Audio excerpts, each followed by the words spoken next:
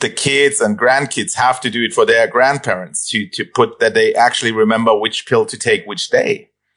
And that is now machines doing it and sending to the customer so that you don't have the mistakes anymore.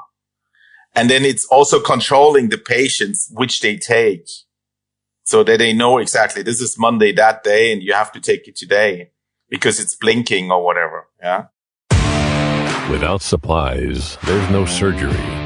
Without products, there's no patient care. Welcome to Power Supply, the healthcare supply chain podcast focused on helping you navigate the intricacies of logistics, purchasing, contracting, and supplier relationships. Each episode, we speak with healthcare executives, supply chain leaders, and innovative entrepreneurs from across the country as they share their stories, experience, and expertise on the industry we love. From the loading dock to strategic sourcing, from buyers to the C-suite, and across the enterprise, we tackle the real-life issues impacting the healthcare supply chain.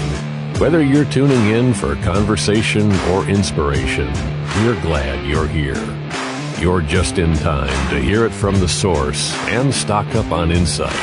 So sit back and plug into Power Supply. On this episode of Power Supply, we will be speaking with Sven Schürer. He is the operating partner with Anchor Group. He's been on the show before. Gary, you're a big fan of Sven's. I know you guys talk regularly, and you'd had some conversations with him recently around automation, and so that's going to be the talk today. Last time we covered kind of nuances in supply chain from the U.S. compared to the rest of the world. But now we're just going to be talking everything automation because, boy, is coming on fast.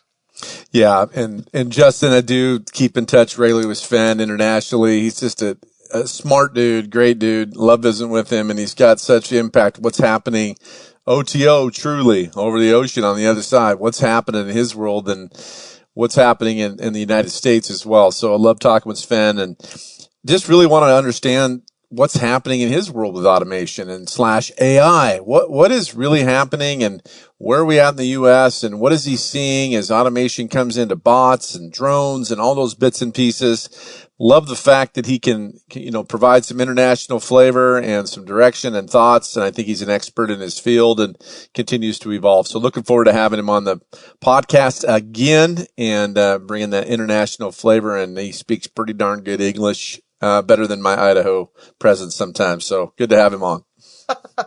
All right, Sven Schürer up next. Stay with us. We'll be right back.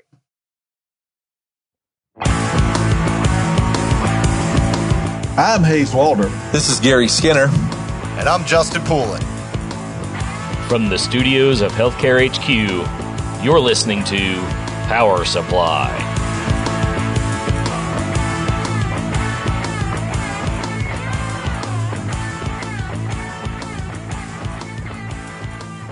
Sven Schürer, operating partner at Anchor Group, joining us again. This is your second appearance. We're getting that international perspective from you, Sven. And you also host a podcast that probably a lot of our listeners aren't going to be able to listen to because it's in German. But the podcast is called Listen to Sales. I'm sure there are some people out there that are either primary German speakers or bilingual. So you might pick up a few from our audience, but welcome back to the Power Supply podcast. Thank you very much. Happy to be here again with you guys. And yeah, hopefully bring some German audience to your podcast over the next time here. Yeah, second time. Exciting. Well, last time we had you on, we talked a lot about, kind of the differences between the way supply chain runs in the US versus, maybe internationally and also some best practices. But a topic we're hearing tons about these days, and not just in the supply chain world, pretty much every walk of life, is automation. There's going to be less people in the workforce. And so we're looking at leveraging technology. Automation is a big part of that. And that's what we wanted to kind of anchor on in this conversation. No pun intended with your company when I say that. But yeah, like talking about automation and the implications for, I think, you categorize it all as life sciences. it's a pretty big deal. What's coming on the horizon, I think the rate of change is going to be pretty substantial. Yeah, I mean, you mentioned it, the situation with a decrease in population in Europe and the need for automation in certain areas is there. Yeah. And everyone is trying to leverage from it. And, some industries are advanced, some a little bit behind it. And as we had the discussion last time about the hospitals, it's going to be across every industry, and the industry of healthcare and pharma will for sure see a lot in the production and the logistics field when it comes to automation. It's just incredible what's coming out there on tech. Yeah, really amazing. So Sven, I'm going to ask, because Hayes always makes fun of me being from Idaho. So I'm going to ask the fourth grader question of my technology. Whoa, AI, he's stepping up. I know, Yeah. Hayes. Oh, yeah. Second grade to fourth grade. Oh, I mean, my holy gosh. cow. yeah. Oh, This is impressive. I cannot wait to hear this. You're Now we killing go. me, Hayes. Now we're talking. Yeah. Oh, geez. Bring it on, Gary. All right. Well, Idaho computers, is that already there? well, we have dial-up, and dial-up's really moving forward. We're really happy with it. But yeah, we are good to go. I want to ask the question. Okay, I'm talking about automation. We're talking about what you're bringing to the table. AI. Will you explain, is AI a part of this? Is it synonymous? That's a big word, Hayes. Or is it completely separate, or they support each other? Can you speak to that for our audience to kind of like latch onto that a little bit? No, of course, it's a whole part of it, because the machine's going to learn. You will see the tech developing more and more, and you will see a lot of use cases where you implement AI in the whole process and how it's affecting the automation. Because, like, for example, you have packaging machines. They're remembering which products came and how they should be packed. So it's on-demand packaging in the warehouses so that you shrink the packaging. And when you bring, for example, a bin and a glass and some other stuff together, and then it remembers how you pack it in the best way. Those are the things you cannot do as a human. Yeah. Because you change the people all the time that are doing the packaging. So they are not that quick, but the machines are learning, and then it's getting much quicker how they package it and how to package the most efficient way. And of course, there's still some angles where the machines are a little bit dumb of it, but they are learning, and they are learning much faster than the humans. And that's scary, but also interesting. Yeah. I think about the turnover. You bring it up, the labor efficiency, the economy of scale. And when you have natural attrition, you got to train somebody else. You're not retraining a robot. It's machine learned. It's where it's at. It's continually going to get better with more and more understanding of just your point of packaging. So it's intriguing to think about that, how that supports. I think about it in the healthcare situation of, like, we have distributors that support all our med surge items that come into, one of a distributor company. All that packaging, all those pieces of an implementation I think of a giant warehouse of, like, Raiders of the Lost Ark that has just giant warehouses of automation and supporting that. It's just becoming more and more efficient as we move forward, correct? Yeah, of course. And that's one thing in the warehouse. Of course, it's improving, and you have the AMR, the mobile robotics, now driving around and transporting pallets or bins and whatever from A to B. And so that is reducing the mistakes people can make, because it's clearly identified what they're going to transport. And that is important for the healthcare industry. I was just on a conference, and they went second place for the supply chain awards in Germany. And it was for a company, Knapp. I'm not sure if I can do that, a promotion for them, but they invented now a machine where you can blister the pills according to the person you're going to send it to. So usually you have someone, you send the pills, and then do, like, Monday, I need 3, Tuesday, I need the blue, the yellow, and whatever. So they're going to put the machine on and do the individual packaging for each day, for each person, send it to the person, and the person don't have to do it anymore. So that is really the next level, because the kids and grandkids have to do it for their grandparents to put that they actually remember which pill to take which day. And that is now machines doing it and sending to the customer, so that you don't have the mistakes anymore. And then It's also controlling the patients, which they take, so that they know exactly this is Monday that day and you have to take it today. because it's blinking or whatever. Yeah. I'm sure Gary understands about all the pills he has to take. I can imagine that being helpful. And Sven, I appreciate that. And I was just even going to get a little sentimental from this, but I'll take that a little bit, and then I'm going to open myself up a little bit, because Sven, you really hit something that is very, very, spot on. I remember my mom coming home from a surgery, and my little brother and I having to tackle those pill packs. I mean, they weren't even in the packaging. They were in the flips, Monday, Tuesday, Wednesday to Saturday. And then we pull all these out, and all these pills that we had to reach out to the pharmacist to understand once a day, twice a day, 3 times a day. And then they're like, the pharmacy outfit that we got the medication for my mom, they're like, we can do pill packs. But I think those are even manual. It's like even the next step further to automate that and get their right dose, because it's like you said, the light goes on, you got to take it, you got to remember to take it. It's automated versus even the manual piece of remembering, did I take Monday AM? Did I take Monday PM? You're just not sure, right? You're just not sure. So it's just intriguing to me. I'm so interested in like the automation of that to get where it's at. I mean, it's just what an opportunity for patients and family. Yeah. Yeah, exactly. And the family can control if the older person took it. And there was a statistic they showed. It's like a quarter of the population is taking 3 to 4 pills a day. Mm-hmm. So that's a lot what can go wrong. And for sure, there are hundreds and thousands of people who died because they just didn't take it or took the wrong stuff because they mix it up. Yeah. Just imagine you have Alzheimer's and you have to coordinate your pills. That's not going to work. Yeah, that's the tough part. And there are some I know of some dispensing companies that they would actually give to the patient. It's programmed via or by the pharmacy and or the doctor, and it literally spits out the pills at certain times of the day and says, you've got 4 pills this morning, take them. And if you don't, they would know. And or the caregiver or, the spouse or somebody would also know. So that's an incredible advancement, because to your point, if you don't take your medication that's prescribed to you, many times you end up right back at the hospital. Exactly. Which is where we want them to stay at home, obviously, and get better there. So, a lot of advancements there. But one thing, let me bring it up on the automation side.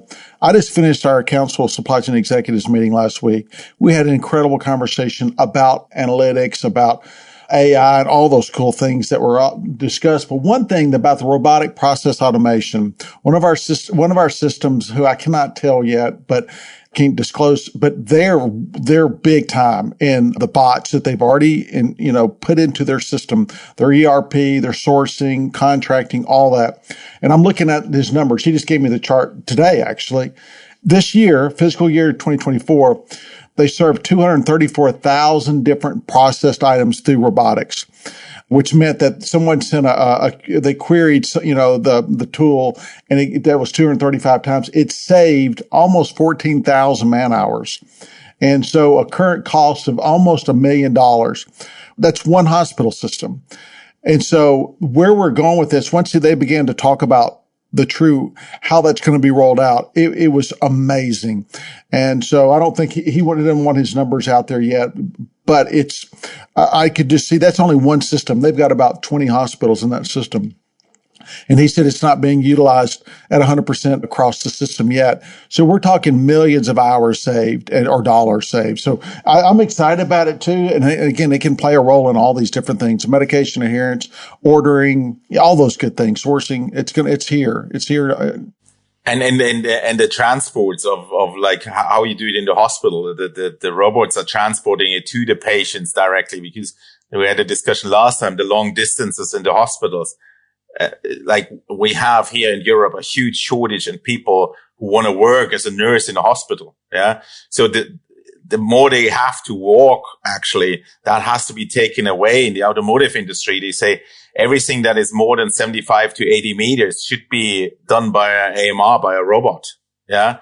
Not by people or forklift trucks anymore. It should be done by a mobile robots. And that is in hospital. I mean, each damn hallway is, 100 meters there in these hospitals. Yeah. And these things. And when you go to AI, there's so much to change. Yeah. the patients, what treatment did they get here? What did they get here? Sometimes they don't know of each other because, they don't have the paper anymore, and it all has to be registered. And when you run then an AI over it, it has for sure a quicker analysis in the future than a doctor can have now when they have all the information together. Sven, I'm going to take, you're making my brain just kind of go, whoof, and I'm thinking about, that's not hard to do, but it's not hard to do, Hayes. You do it every day. And Hayes, thank you. Sven, you're jumping on with Hayes. You're killing it. Oh, man. That's fine. The hands go up. Yeah. Justin, help, a little help. So in Idaho, let's just say you're on a horse. No, okay, stop. All right. So my point is we've had a previous podcast about fixed wing and drones. So I'm thinking about these. I was going to bring that up. Please, Justin, you're probably thinking the same thing I am, and you're in Pennsylvania, I think, and not in Idaho. So I appreciate that. But I'm originally from. He's a swing stater, though. Let's just throw that out there. Yeah. So, okay, let's get back to the question. Thank you. Sven, I'm thinking about robots on the ground. I'm thinking how they're handing off to drones. Is that happening? Can you speak to that a little bit? Yeah, I mean, what we have on the drones, one thing is when it comes to logistics, you always think about transport and these kind of stuff. And it's getting there on regulated areas. Yeah, so when you in factories that are large and you have the drones flying, transporting something from A to B, you have it already a lot in counting inventory. So they just fly through the aisles and checking the inventory, and it's much faster than a robot on the ground. It's faster than a person, and it's faster than the robot dog jumping around. So the drones are the thing to go in the now and in the future. Some adopted already, and quite a lot of them adopted it, and more to come. And the future is obviously the drones flying, transporting stuff. In the UK, they established now an official drone highway from the Midlands to the London area, where in the future, so they define this is the way where the drone's going to fly, where no planes are crossing and that stuff. So what's your capacity roughly on weights? Do you know? Oh, well, there are different ones. There's a volocopter. They have, 500 kilos even. But those are big drones. Yeah. Like this is a kind of a plane already. Yeah. But it's flying alone. Yeah. So it can transport a pallet. Oh my gosh, we could transport Hayes. But you also have the smaller ones, for blood transport and that stuff. You have that, Gary's thinking about transporting elk that he, the one behind, he could literally go out into the woods and pick it up and bring it back to him. He's thinking, oh wow, that would save a lot of my back. That would be great. Okay, moving on. Justin, keep us on track, please. I was going to say, I think that's where Lee was going, was like the blood stuff and like labs. That was a big part of that. Expanding that out. But I want to talk about automation. Like we're talking about a lot of like automation from a robotic standpoint, but the automation is also like kind of linked in with what you were just saying on AI. And so, you can be automating a lot of the data. You can be automating the transfer of data and the flow of it. But it can be difficult to kind of assess all of that data, which is where AI comes in. And I kind of want to tie the two worlds together when you talk about drones. I would imagine, that's not a well-adopted delivery model, which means, it's experimental in so many ways. People don't really necessarily know a lot about it. And every healthcare system is going to have different distances, to Hayes' point about what's the weight, what's the flight time, like really trying to figure out what's viable. Is that a place where AI kind of comes in and can identify like maybe optimal flight paths based on the demand and start to develop that schedule that, people are trying to put together to make something that, really isn't that well established yet in healthcare more effective? Oh yeah. I mean, that's a bit of a future still with the drones, like the scheduling, but for sure that is going to come because you have to manage the traffic that is flying around. Yeah. When you talk about the Neom city, which is the city they want to build there in Saudi Arabia, they're discussing there are no cars driving around, nothing. The deliveries will be overground, will be just on drones. So you get everything delivered by drones, or it's underground, under the surface. and then it's going into the hotels in the rooms where you are, and that's how you get delivered. So you have to schedule how the drones are flying actually. But is that what's going to help us figure that out? Or do you think that's going to be more of a manual, like people are still going to have to put that together? No, there will be for sure. The AI will control it because it is too much. And then they have to have certain rules, how you fly like that, because they have to avoid each other. It's like the same when robots are driving in wherever, when they see an obstacle, they get around it. Yeah. But with the drones, when you want to fly high speed, you really have to see what is your channel, what's the other channel. It's like when you look to the sky and you see the planes flying, most of it is controlled by computers somehow. And they learn and they say, oh, you go a little bit down and then you go up. That is most efficient to fly. And the same will be with the drones. Yeah. And I believe in the future, like there will be something when an ambulance is driving somewhere to an accident. Yeah. And I don't know, a person dies, for example, and he wants to donate, I don't know, the heart or whatever. They might put it into a drone, into a box and a drone and send it back to the hospital because it's going to be faster than the ambulance. So those things will come. We don't have it, but it's easy to put it into an ambulance. Like they could. Yeah, we talked about that actually on our call. I haven't listened to that one, but that's not exactly that. Not organ harvesting, but more specifically, like once they can actually carry some weight and you think about a car accident, just getting the ambulance out of the traffic jam in, a densely populated area, like think about LA. If you could bring the drone in, you can't really land a helicopter, right? But if you could bring a drone in to, get a patient and get them out of there fast and get them to a trauma center, like that's gonna save lives. Yeah, exactly. Yeah, it's gonna save lives. And within the hospital area or manufacturing area of healthcare companies, that you transport something from A to B that has to be quick. Just think about the cold chain you have to have. Yeah, how are you gonna do it? Yeah, you always have to put it on a truck.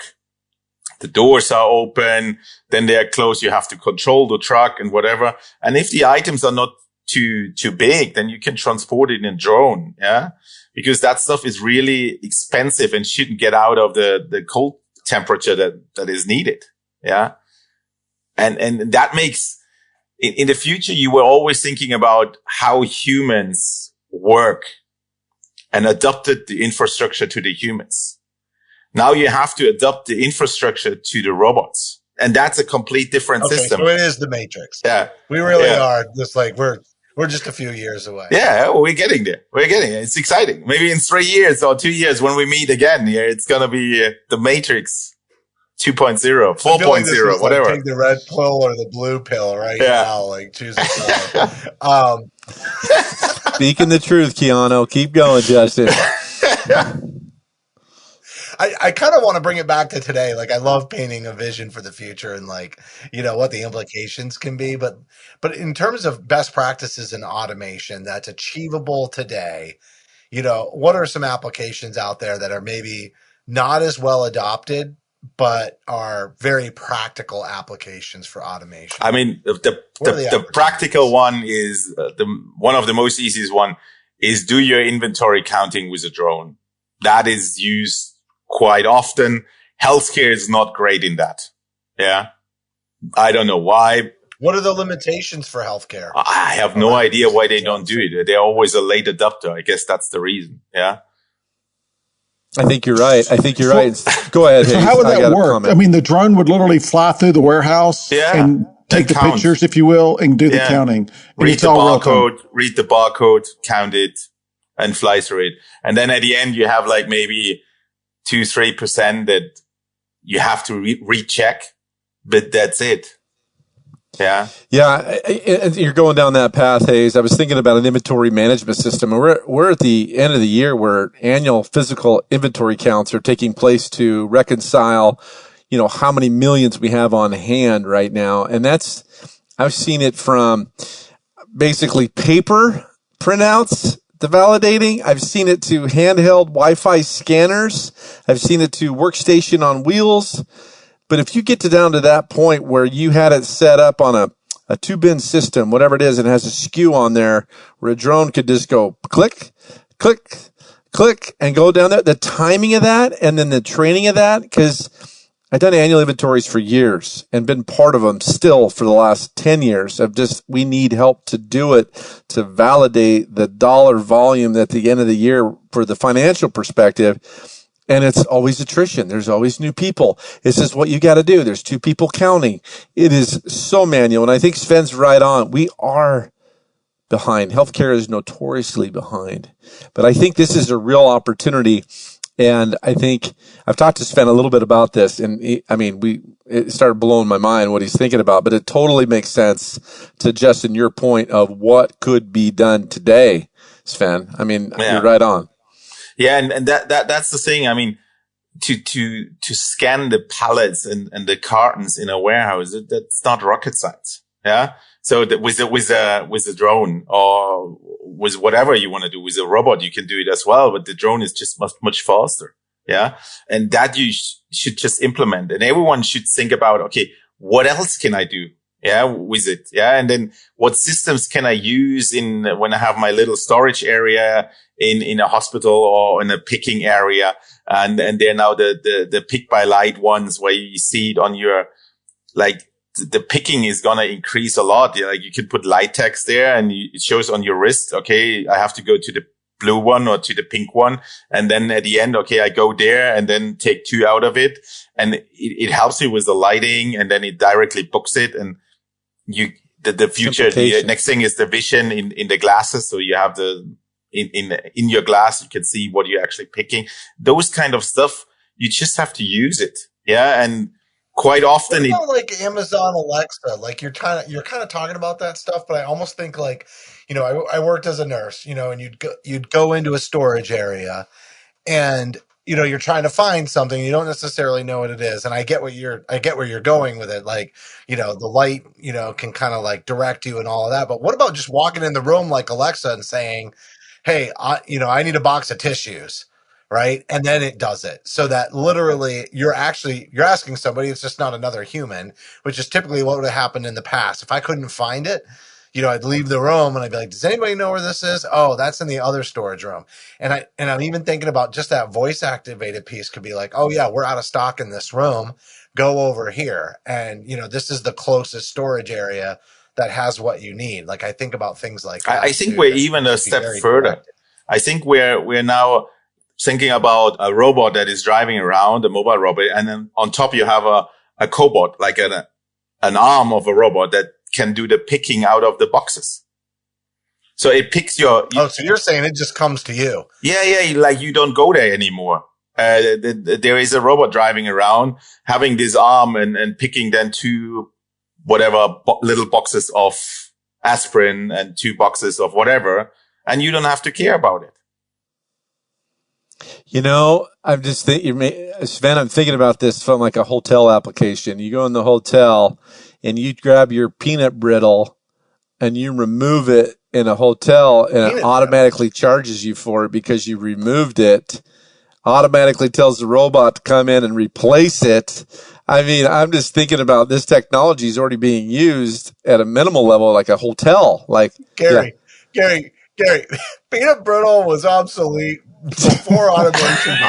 Stop it. We have special peanut brittle in my area, so it's really good. That's all I can think of. I know the peanut brittle guy. My grandma gives me peanut brittle every time I go see her. I love it. Okay, stop it. Peanut brittle, and it's real. It's in Spokane, Washington. It's legit. I'm sorry, but this is usually a dynamic between you and Hayes, and it's unfortunate that this is audio only. Because if you can just see Hayes' face right now, he doesn't even know what to do. He's like, "Wait, Justin stole my." Yeah. Stole my spot. Anybody could have stolen that. I mean, that was kind of like Peanut Brittle and Automation is the title of this. Yeah. I think it's a good one with Sven. I think it's great. Well, peanut brittle automation. I'll throw this in here. MD Anderson's doing some really, really interesting things around this. They're actually, their storage rooms, I won't say all of it correctly, but many of their storage rooms will have a camera in them. that's AI enhanced, and they know all the par levels for everything down to the SKU level. And literally, RN comes in, picks whatever, the camera will know it, send it back, and then say, you only have 3 left. And that is done today. It's costing about, I think, $2,000 to $3,000 per room to build this. So it's very efficient. And they're rolling that out now. To your point, you're talking the next step. The next step evolution would be going to robotics. But I mean, there are, to me, in my mind, there's some complications there because the nurse might, she'd have to queue those, right? He or she would have to go, okay, I need these 5 things to tell the robot to bring them to me rather than I need them in real time. That would be the only difference. But I think, where you're going is, I mean, it's kind of a, but on the other hand, like I haven't been to pharmacies in the US, to be honest. But when I go to my pharmacy in a bigger city where there are a lot of people coming, they just type in or whatever they need, and it's coming out of an automated system right behind them. They automated the storage already completely. Like there's no one gonna search. The only thing what they have is like right next to them, they have like the A runners, the aspirin and ibuprofen and these kind of stuff. They have it right next to them just to pick it. But they are on the cash desk, and then you say, oh, I need this, I need that. And then they scan the recipe. Now they get it even on directly from the doctor. And they say, are you here now? Okay, that, click it, and 2, 3 things are coming. And then they have it already. No one's going to the storage. Yeah, well, some of your bigger systems. But the bigger ones, yeah. Yeah, some of your bigger systems, including like Baptist, which is in Kentucky, they've just built a large autonomous pharmacy, about 120,000 square feet. Hayes, you've been there? Yeah, I've been there on site. It's got about, I think it was roughly $40 million. Somewhere like that. Don't quote me on that, but it's absolutely phenomenal to watch. Love to see it. The human intervention is minimal. The large buckets basically of medicine that comes in, the drugs come in, they begin to place them in various trays and they put them in the system and it comes out all picked, it's crazy. And they can look into the floors. They have the ability to say, even though it's off site, they can look at, Hospital A, 4-5, room 3, and they know that they're low, and it'll automatically create the order. It'll pick it for it. So yeah, that is coming here. It's just expensive, and there's a lot of, there's just a lot of details, as you can imagine, putting that together. Of course. But it's getting there. To your point, it's coming. Now our local pharmacies, as far as I know, mine's still, the pharmacist or the tech go in there and literally, they count out the pills and they do all that. But it has to come that way, I'm sure it will. So it's a fascinating, to me, the automation is, even the last year, it's exponentially further along than it was to me 12 months ago. And I can only imagine where it's going to, now we all have these tools. We're getting somewhat used to them. And just even AI in our daily, just what you and I do. But now it's going to come into the automation side. That's exciting. And the topic is usually when you go somewhere, and I mean, you go to all the healthcare centers and whatever, and you're like, geez, why haven't they automated it? Like, there's so many processes still where you go and like, why haven't they automated this process? Why haven't they done this? Yeah. Because when you see so many different automation processes, you're questioning all the time, like, why is it so slow? Or why is it not moving? And the more and more people are doing that, the more the people will say, hey, we really have to do it. Yeah. And I can only recommend, just go to different areas where there is automation, go to different industries, see different applications where they automate it, where they use for forecasting, where they use AI for process automation. I mean, there's now a company, for example, if you do every day the same thing, you get an email and then you transfer a code from that email into your ERP system or something like that. And it is running off the back of your computer and then suggesting, okay, all the time, if I get this email, I will transfer it over there. Is that correct? So it's just to get rid of your repeating processes that you do. Yeah. Company is called Automated. It's aided with AI. It's like really small company, but That's great. Yeah. They used to work in the logistics field where they come with always the paper. Someone has to scan it, put it here, and it's just automated. It's crazy. Like how fast it's moving. I think going on field trips is a great idea, and to get some potential ideas. But to Hayes's point, it's not easy getting into healthcare either.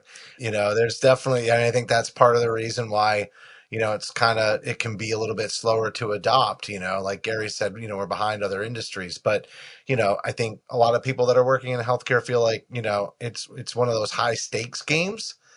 And so, you got to be really careful messing with the machine a little bit. And I think sometimes that causes people pause. But I think the other thing is like you can hear about a really great tool, but then it's how do you conceptualize that tool outside of healthcare in healthcare?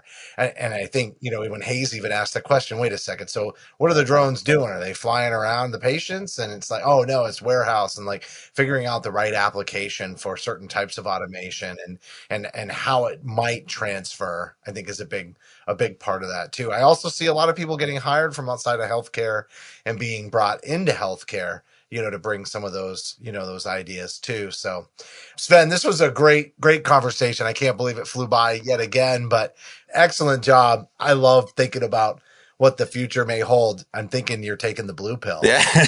Or maybe you guys, thank you very much. Maybe you guys have to personal just, in it. Maybe you guys have to take just a power supply bus and drive around the country and show the people new technology there. Oh, yeah. I'm thinking reality TV show. Yeah. I'm all about it. Let's do that. We'll put that awesome in the budget. We'll get a big wrap bus. Yeah. Go to every facility in the country. We'll kind of rate them. You know what I'm saying? That would be fun. Yeah. Yeah. I love that. Yeah. And even in Idaho. Sven, great job. Thanks for coming on the show. Cheers, guys. Do they even, it's been awesome, Sven. Does Idaho have many hospitals?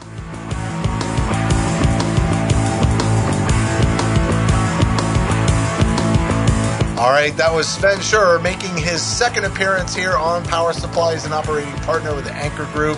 He also has a podcast if you happen to speak German. It's Listen to Sales. You can go to Sven's LinkedIn page and find all the information for his podcast. And, Hayes, first off, I love having fun on this show. So normally I'm giving this really long-winded wrap-up, and instead I'm just going to say one thing. Peanut brittle. And if you stayed around long enough to know what that was about, God bless you. But you know what? We had a lot of fun. And to your point, he's so good. He brings up all these great ideas. No, I'm not talking about Gary. It was just some really good, automation is here to stay. We're health systems out there that are saving literally, $1 million plus on automation. And that's just the beginning. And so I'm excited about where we're going. This topic is here to stay. And in 12 months from now, no telling what we're talking about. All right. Let's buy that bus. Let's go on the field trip. Let's create the TV show. It'll be a blast. On behalf of Hayes, Gary, and myself, thanks for listening to this episode of Power Supply. Boom! Thank you for listening to this week's episode of Power Supply. As a reminder, you can help support us by subscribing on your favorite podcast app or by downloading the smartphone app on your iPhone or Android. Simply search for Power Supply in the App Store or Google Play.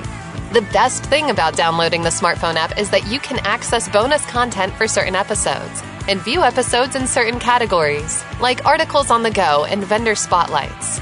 Are you following us on LinkedIn or Facebook yet? If you are and you love an episode or post, then let your social network know about it. Like, comment, or share our posts along with your thoughts and keep the conversation going. If you have any topics or guests that you would like to recommend for a future episode, just send us an email to info@powersupplymedia.net. We look forward to hearing from you.